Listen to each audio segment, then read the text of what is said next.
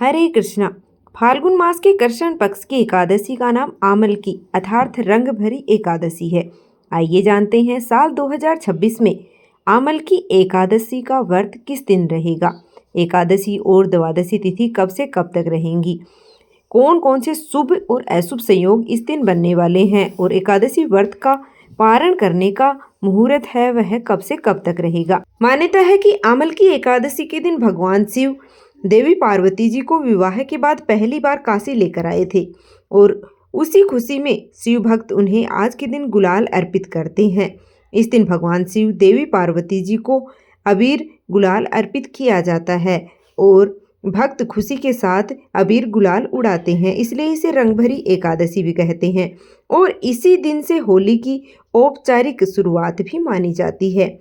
इस बार एकादशी तिथि 26 फरवरी दिन गुरुवार को रात्रि में 12:34 से शुरू होगी और एकादशी तिथि का समापन 27 फरवरी दिन शुक्रवार को रात्रि में 10:33 पर।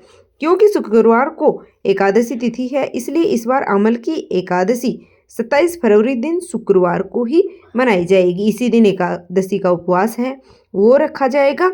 एक दिन पहले 26 फरवरी दिन गुरुवार को दशमी तिथि के नियमों का पालन करते हुए तुलसी के पत्ते तोड़ करके रख लिए जाएंगे। तुलसी जी में जल अर्पित किया जाएगा। द्वादशी तिथि 27 फरवरी दिन शुक्रवार को रात्रि में 10:34 से शुरू होगी। 28 फरवरी दिन शनिवार को रात्रि में 8:43 पर द्वादशी तिथि का समापन होगा। 27 फरवरी को इस बार आयुष्मान योग है वो शाम को 7:43 पर रहेगा। इसके बाद में सौभाग्य योग प्रारंभ हो जाएगा।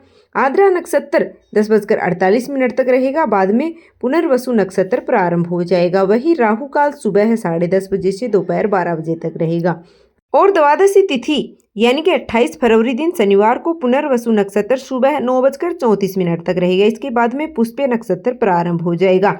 सौभाग्य योग शाम को 5:02 तक रहेगा। इसके बाद में शोभन योग प्रारंभ हो जाएगा। राहु काल सुबह 9 बजे से 10:30 बजे तक रहेगा। आमल की एकादशी व्रत का पारण का जो मुहूर्त है वह 28 फरवरी दिन शनिवार को सुबह 6:54 से 9:06 तक रहेगा। इसी शुभ मुहूर्त में आपको व्रत का पारण करना है, यानी कि आपको व्रत खोलना है।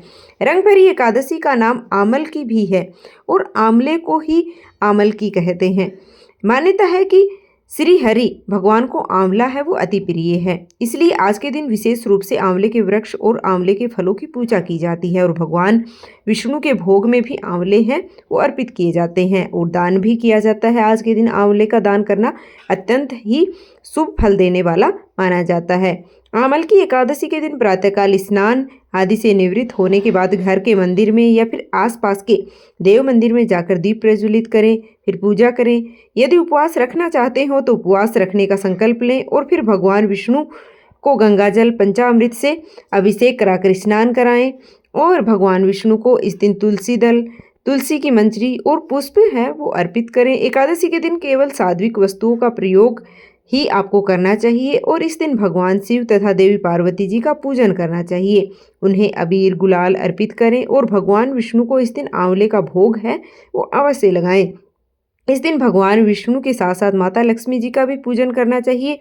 ऐसा करने से घर में सुख समृद्धि की प्राप्ति होती है। ओम नमो भगवते वासुदेवाय नमो इस मंत्र का अधिक से अधिक आपको जप करना चाहिए। इस दिन भगवान का है वो सुबह सुबह पूजन करना चाहिए और इस दिन सुबह आंवले के वृक्ष में कच्चा दूध और जल मिलाकर के अर्पित करना चाहिए। शाम के समय भी घी या फिर तिल के तेल का एक दीपक आंवले के वृक्ष के नीचे जलाना चाहिए। यदि आंवले का वृक्ष ना हो तो घर के मंदिर में 5 या 7 आंवले रखकर उनके सम्मुख आप दीप प्रज्वलित करें या आंवले के वृक्ष का भाव करके और आप भगवान विष्णु की पूजा है वह भी कर सकते हैं। भगवान विष्णु आंवले के वृक्ष में वास करते हैं और इस दिन आंवले के वृक्ष का पूजन करने से भक्तों को है वो सभी प्रकार के पापों से मुक्ति मिलकर के अंत में मोक्ष की प्राप्ति होती है।